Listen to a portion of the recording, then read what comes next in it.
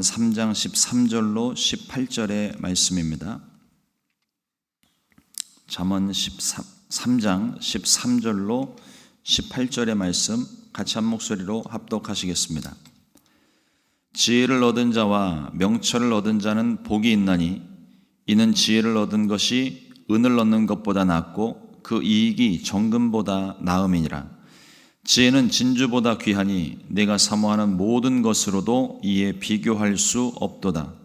그의 오른손에는 장수가 있고 그의 왼손에는 부귀가 있나니 그 길은 즐거운 길이요 그의 지름길은 다 평강이니라.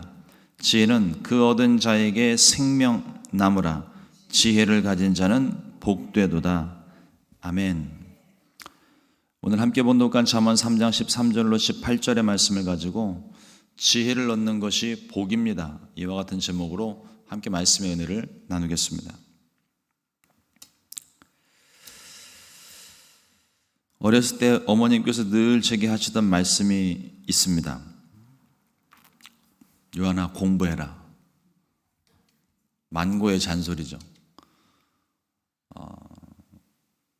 저희 어머님뿐만 아니라 여기 계신 분들도 다 똑같은 소리를 하셨을 것이고 똑같은 소리를 들으셨을 것이고, 근데 참 신기한 게 할 때는 잔소리가 아니라고 생각을 하는데 들을 때는 잔소리가 돼요. 내가 누군가에게 이야기를 할 때는 잔소리인데 그 소리를 듣는 사람은 그게 잔소리로 여겨지더라고요. 한국의 어느 모 프로그램에 초등학교 6학년짜리가 나와서 이야기를 하던 중에 잔소리와 조언의 차이가 무엇입니까? 라고 물었어요, 진행자가.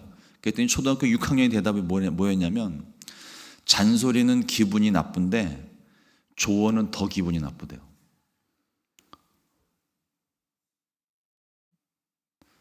그 잔소리를 하거나 조언을 하는 사람 입장에서는 잘 되라고 한 소리예요. 근데 받아들이는 사람 입장에서 기분이 나쁜 거예요.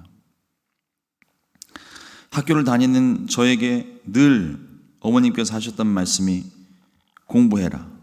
필요한 말씀을 저에게 주셨습니다. 지금에서야 제가 자녀를 키우고 아이들에게 공부해라 말하는 입장이 되니까 이게 필요한 말씀이고 좋은 말씀이라고 이야기를 하는 거지, 학교 다닐 때는 이게 나 잘되라고 하는 소리인 줄은 알겠는데 들으면 기분이 나쁜 거예요. 공부하려고 맘먹고 앉아갖고 책상머리에 앉아서 책상을 정리하고 있는데 공부해라 그러면 책상에서 벌떡 일어났거든요. 갑자기 공부가 하기 싫어지고. 그래서 공부를 그렇게 열심히 안 했습니다. 남들보다 조금 좋은 머리 믿고 열심히 하지 않았던 것 같아요. 지금 와가지고 땅을 치며 후회를 하는데, 땅을 치며 후회를 하다가도 그때 공부를 좀 더 했으면 내가 지금 어떤 모습이 돼 있을까. 제가 몇 번 말씀을 드렸잖아요. 제가 꿈이 원래 화공학자라고. 화공학 전공해서 치약 개발하고 있었을지 몰라요.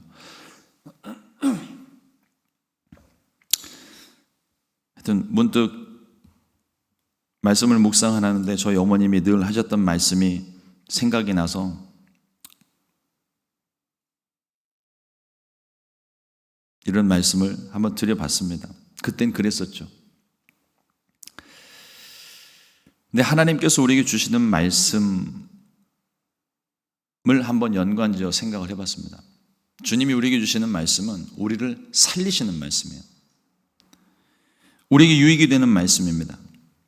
우리를 위해 생명까지 아낌없이 주셨던 분인데 우리에게 해가 되는 말씀을 하실 리가 없죠. 우리를 괴롭힐 의도도 하나도 없으십니다. 꼭 필요한 말씀만 하십니다. 근데 듣는 우리는 이상하게 그 말씀에 순종을 하고 싶지가 않아요. 순종해야 되는지는 너무 잘 압니다. 그런데 마치 어머님이 자녀들에게 공부해라 하시는 그 잔소리가 듣기 싫은 것처럼 내게 너무나도 필요한 말씀, 꼭 지켜야 되는 말씀들, 나를 살게 하는 말씀을 하시는데도 불구하고 이상하게 그 말씀에 순종이 잘 안 되는 때가 있어요.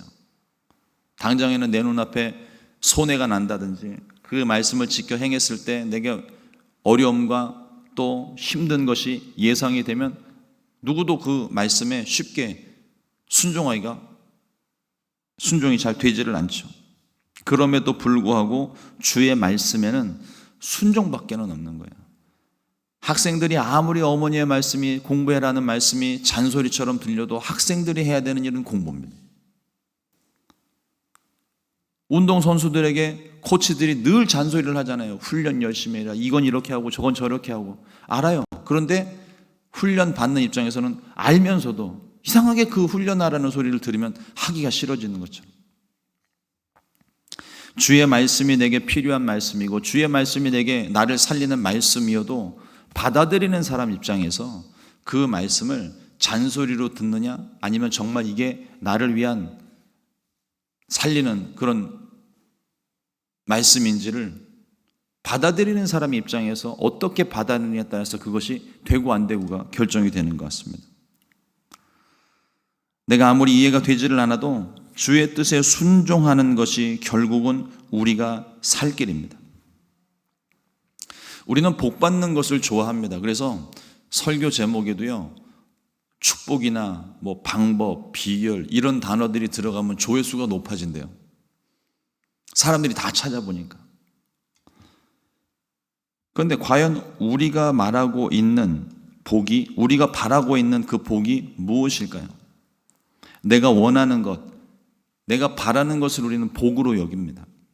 내가 원하는 직장과 좋은 집, 근심 걱정 없이 살 수 있는 넉넉한 보수와 꿈꾸고 소망하던 일들이 이루어지는 것, 우리는 그걸 복이라고 생각하는데 그게 진짜 복일까요? 그럼 우리의 바람인 거죠.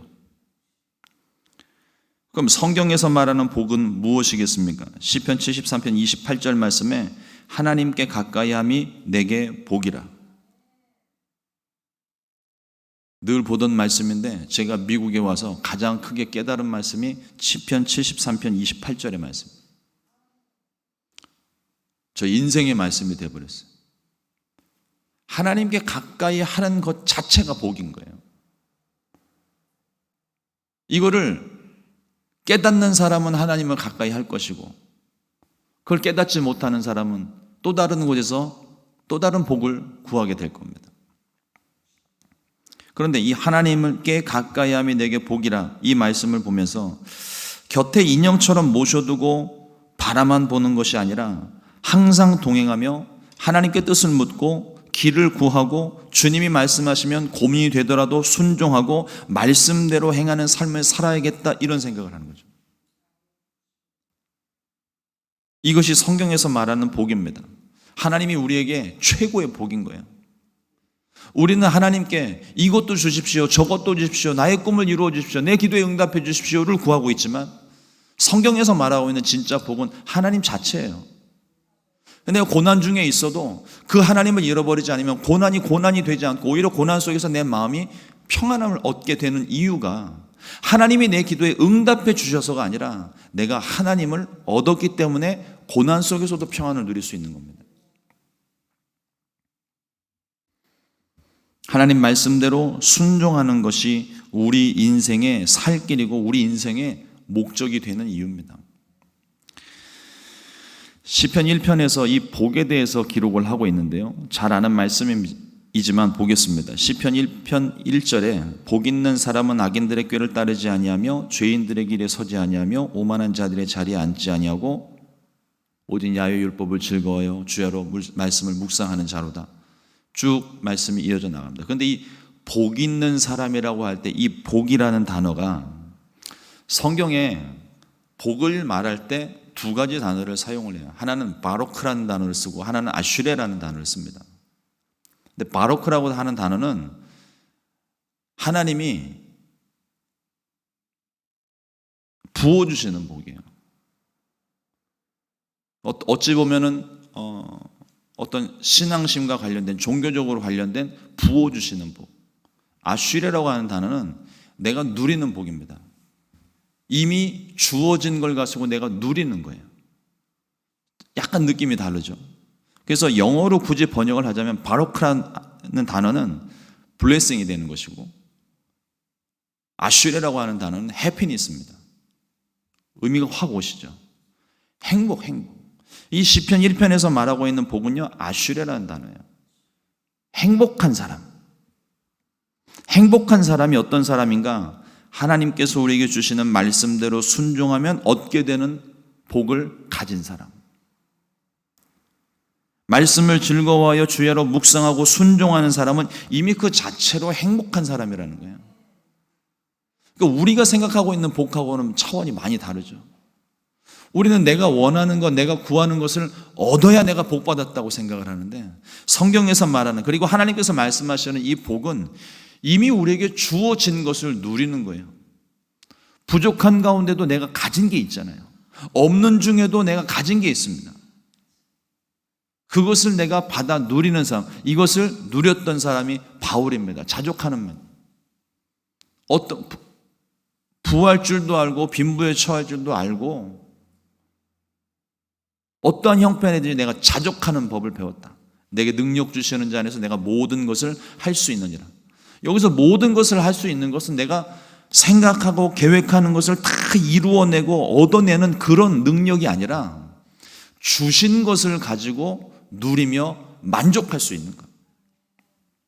우리가 불평하는 이유가 뭡니까? 자꾸 없는 걸 찾잖아요. 없는 거. 어디 외출을 나가려고 할 때 옷장문 쫙 열고 맨날 하는 소리가 뭐예요? 입을 게 없네. 옷을 보면서 하는 얘기, 옷을 보면서 입을 게, 오늘 입을 게 없다고. 신발장을 확 열고서 신발 신으려고 보는데 위에서부터 아래로 쭉 훑어보고 오늘 신발 신을 게 없는데, 나도 모르는 사이에 불평이 튀어나오는 겁니다. 이미 가지고 있어요. 그런데 가지고 있는 것 외에 없는 걸 찾는 거예요, 또. 그게 우리 모습입니다. 그러니 불평이 그치지 않는 거죠. 그러나 자족하는 마음, 이미 하나님으로부터 하나님이 내게 주신 것, 내게 주신 모든 환경 속에 감사할 수 있는 사람은요, 이미 주어진 것 속에서 누리는 사람입니다.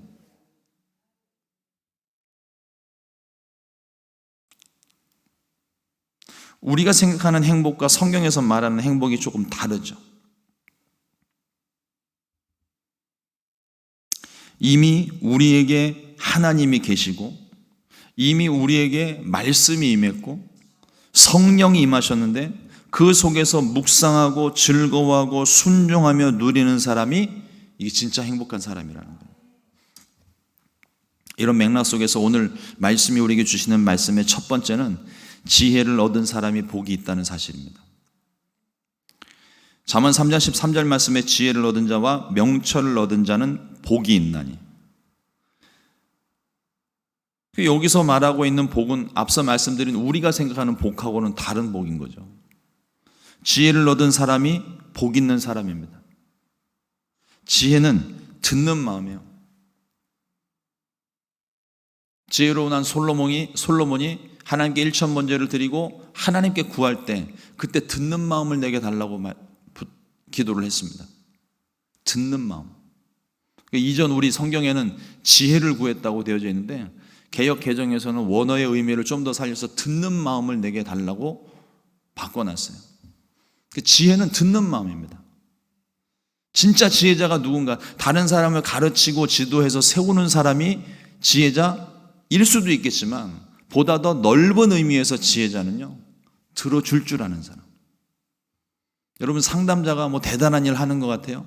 상담자가 그렇게 많은 일을 하지 않습니다. 상담자가 하는 일은요, 듣는 것뿐이에요. 놀랍게도 상담자를 찾아가서 상담을 하다 보면요, 거의 1시간 중에 50분은 내담자가 얘기를 하는 거예요. 말하면서 자기가 답을 얻어요. 상담자는요, 잘 들어주기만 해도 훌륭한 상담자가 되는 거죠. 그 속에 응어리진 것이 풀리고 말하는 가운데 자기가 답을 말하고. 그러니까 대부분은요, 우리가 다 답을 알고 있어요. 그런데 상황에 탁 가로막히니까 답을 못 찾는 거죠. 너무 복잡하게 얽혀 있으니까 답을 발견하지 못하는 겁니다. 그러나 자기가 말을 하면서 말할 때 내가 말만 합니까? 내가 하는 말이 들리잖아요. 듣는 소리 중에 답을 깨닫는 거예요. 뭐가 문제인가를 알게 되는 거죠. 맨 마지막에 상담자는 이 사람이 한 얘기들을 정리해서 요약해 주는 것 뿐입니다. 그러면 그 사람이 상담받고 난 다음에 이 사람 대단한 사람인데 1시간 상담 만에 내 마음이 이렇게 후련해질 수 있을까? 사실 따지고 보면 자기가 다 한 말이에요. 지혜 있는 사람은요, 이 지혜는 듣는 마음이라고 했는데 지혜 있는 사람은 들을 수 있는 사람, 특히나 우리 그리스도인들에게 있어서, 하나님 믿는 우리들에게 있어서 우리가 가장 새겨들어야 될 소리가 무엇입니까? 하나님 말씀이에요. 하나님 말씀을 듣는 사람이 지혜로운 사람입니다. 들을 수 있는 사람이 지혜로운 사람이죠. 예수님께서도 말씀하시기를 반석 위에 집을 세운 사람 같은 사람이 지혜로운 사람이라고 그랬습니다. 주의 말씀을 듣고 변함없는 말씀에 온전히 자신의 집과 인생을 세워가는 사람이 지혜로운 사람이라는 겁니다. 들을 수 있는 마음, 곧 지혜를 가진 사람은 어린아이에게서도 배울 것을 얻습니다. 3살 배기 아이한테서도 배울 것을 찾아요. 하물며 하나님께서 주시는 말씀에 얼마나 많은 것들을 우리가 얻을 수 있겠습니까? 내 마음에 욕심이 있고 내 마음에 내 고집과 생각이 자리를 하고 있으니까 하나님 말씀도 내게 들리지를 않는 거예요. 하나님, 나를 살리시는 그 말씀인데도, 나에게 생명 주시는 말씀인데도 그 말씀이 내게 잔소리가 되는 이유는 내 마음속에 내 기준이 있고 내 고집이 있다는 겁니다. 근데 지혜로운 사람은 내 것을 내려놓고 들을 수 있는 거예요. 담을 수 있는 거죠. 오늘 말씀에도 보면 하나님께서 지혜로 세상을 창조하셨고 명철로 세상의 질서를 세우고 또 우주의 모든 질서를 세우신 분이라고 고백을 합니다. 우리가 가진 지혜, 우리가 가진 상식을 초월하시는 분이 우리 하나님이십니다. 그러므로 이 하나님을 가까이 할수록 하나님은 우리에게 말씀하시고 우리는 지혜를 얻게 되는 거예요. 그러니 하나님의 지혜를 얻는 것이 온 세상을 얻는 것보다 귀하지 않을 수 없습니다. 마태복음 13장 44절 말씀에 천국은 마치 밭에 감추인 보화와 같으니 사람이 이를 발견한 후 숨겨두고 기뻐하며 돌아가서 자기의 소유를 다 팔아 그 밭을 사느니라.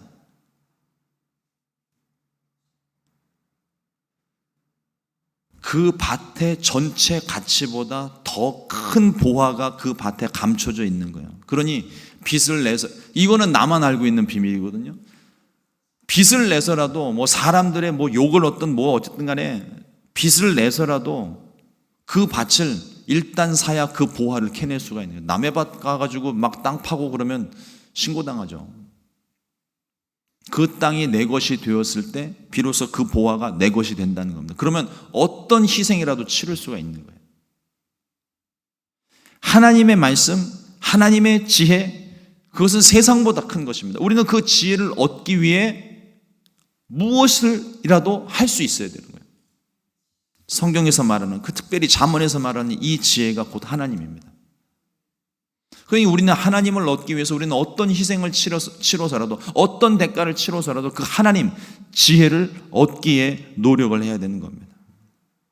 그리고 또 지혜는 생명이라고 말을 합니다. 우리의 길을 인도하고 우리로 하여금 살게 하시는 것이 지혜의 말씀이에요.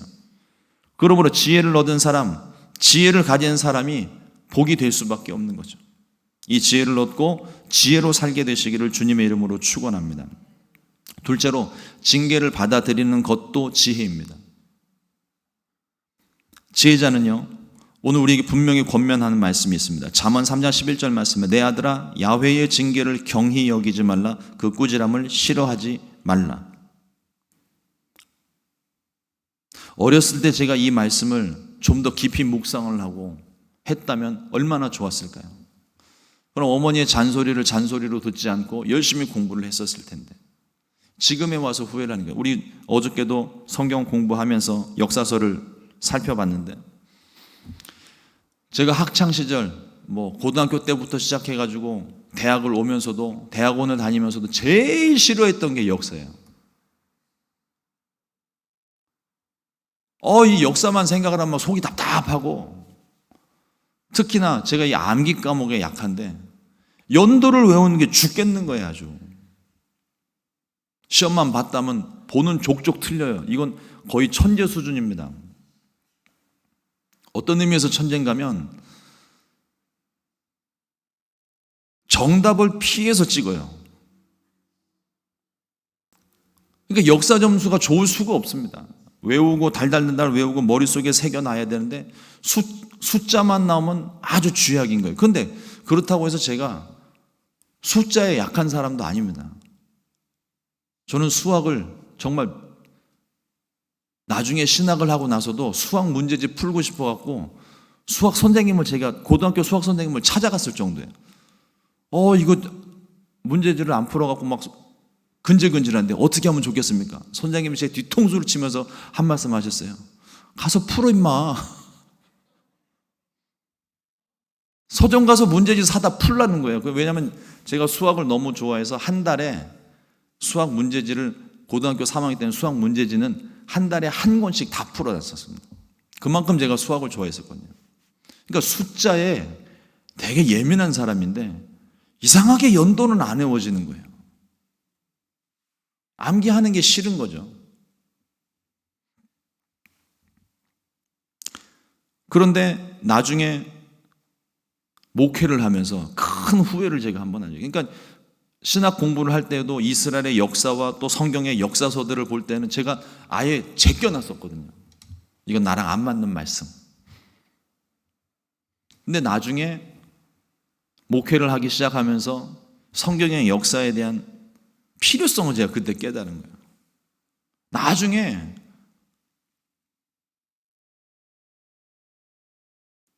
신학교 다닐 때 저희들에게 이스라엘의 역사를 가르쳐 주셨던 고고학을 전공하신 교수님을 나중에 만나게 됐을 때, 그때 제가 교수님께 그렇게 고백을 했어요. 교수님 죄송합니다. 맨날 땡땡이 치고 맨날 수업 안 들어가고 교수님 수업 다 피해 다니고 그걸 지금 후회하고 있습니다. 저 진짜로 그렇게 말씀을 드렸다니까요.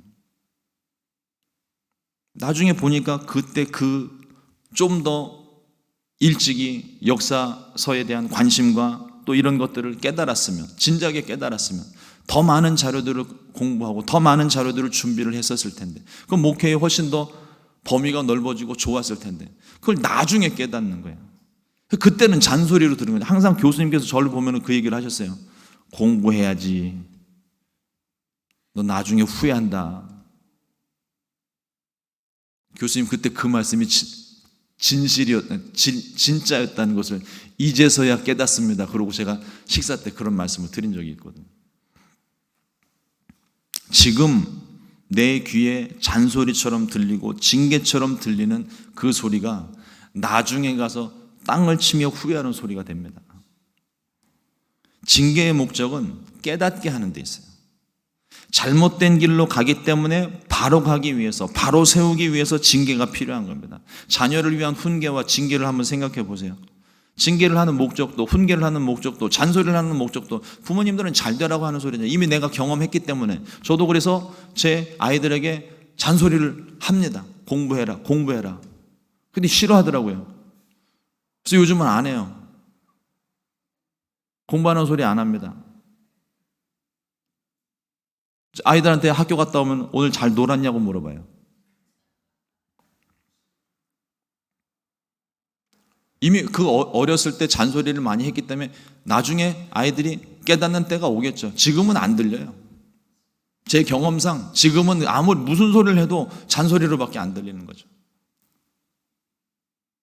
부모님이 자녀들에게 징계를 하고 훈계를 하는 것도 잘 되라고 하는 것인데, 그러나 주의할 것이 하나 있습니다. 감정적으로 흥분을 하면 아무리 좋은 소리도 결국은 상처가 된다는 거예요. 그런데 우리 하나님은 우리를 감정적으로 대하지 않으세요.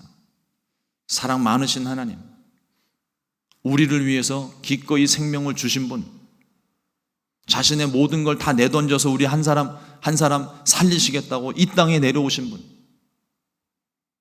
그 사랑은 오래도 참고 모든 것을 견디며 참는 사랑 아닙니까?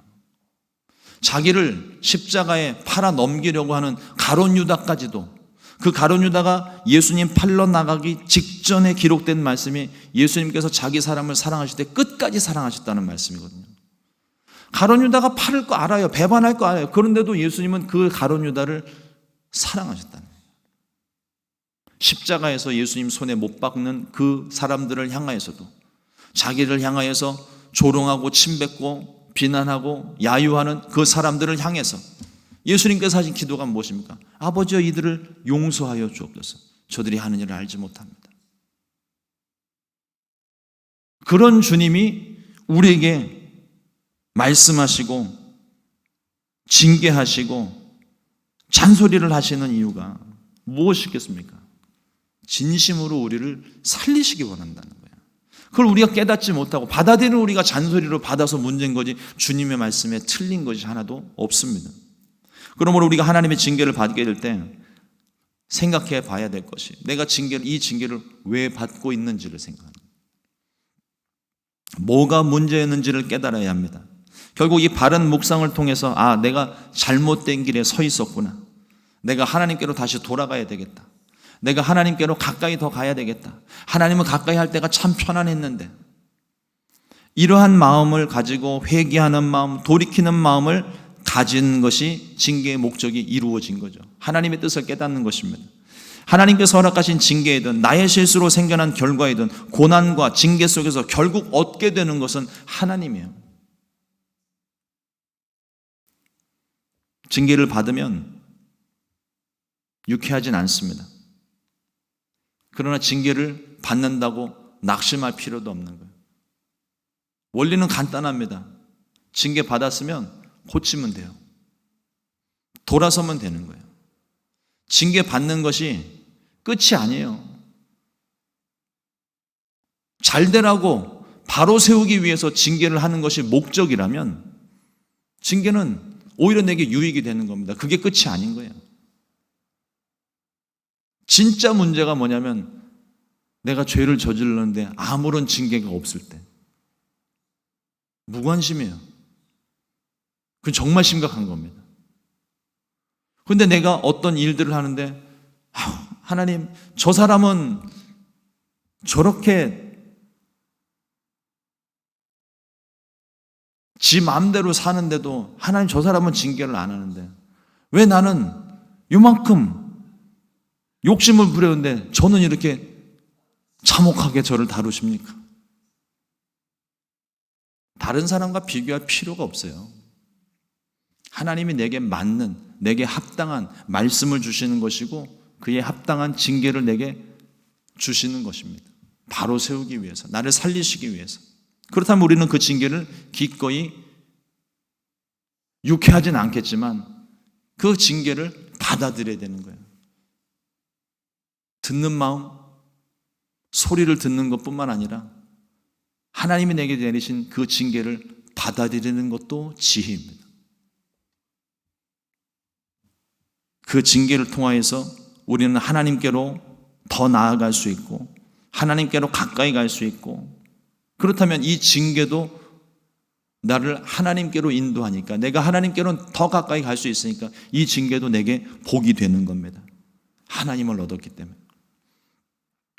이러므로 오늘 우리 삶 속에 우리를 향하신 하나님의 뜻을 깨닫고 하나님께 한 걸음 더 다가설 수 있게 되는 귀한 날이 되기를 주님의 이름으로 축원합니다. 기도하겠습니다. 하나님, 오늘 주의 말씀을 허락하여 주시고 말씀을 통하여 하나님을 얻는 것에 대한, 어쩌면 우리 마음 가운데 하나님에 대한 오해와 또 하나님의 말씀들을 잔소리로 생각하고 있었던 하나님, 그와 같은 마음들을 보게 하신 것 감사합니다. 하나님, 우리 마음에 찔리는 그 말씀이 곧 나를 살리는 말씀인 줄 압니다. 하나님, 그 말씀을 우리가 외면하지 않게 도와주시고 그 나를 찌르고 나를 불편하게 하는 그 말씀일수록 또 나에게 처한 여러 가지 많은 상황들이 힘들고 어려울수록 더욱더 깊은 묵상을 통하여 하나님의 뜻을 분별할 수 있게 해주시고 하나님의 음성을 들을 수 있게 해주시고 또 하나님의 징계를 통하여 내가 듣는 마음으로 하나님 그 모든 것들을 받아들여서 결국 내가 하나님께로 더 가까이 갈 수 있는 기회가 되기를 원합니다. 하나님, 오늘 우리의 삶 가운데 수많은 문제들과 환경들, 또 만나는 사람들, 그 가운데에서도 하나님 듣는 마음을 우리 가운데 허락해 주셔서 하나님, 오늘 우리가 경험하는 하나하나 그 모든 순간들이 내게 지혜가 되고 복이 될 수 있도록 역사하여 주시옵소서. 하나님, 오늘도 이 새벽에 주님 앞에 나와 주님 앞에 예배하는 우리 모두에게 하나님 성령으로 충만하게 해주시고, 또 주님 앞에 가지고 나와 기도하는 모든 기도의 제목들 가운데 주께서 응답하여 주옵소서. 환경이 변화되어지고 마음이 변화되어지고 또 무엇보다 우리 육신이 변화되어져서 병이 고침받을 수 있도록 주께서 역사하여 주시옵소서. 믿사옵고 예수님의 이름으로 기도드렸습니다. 아멘. 주님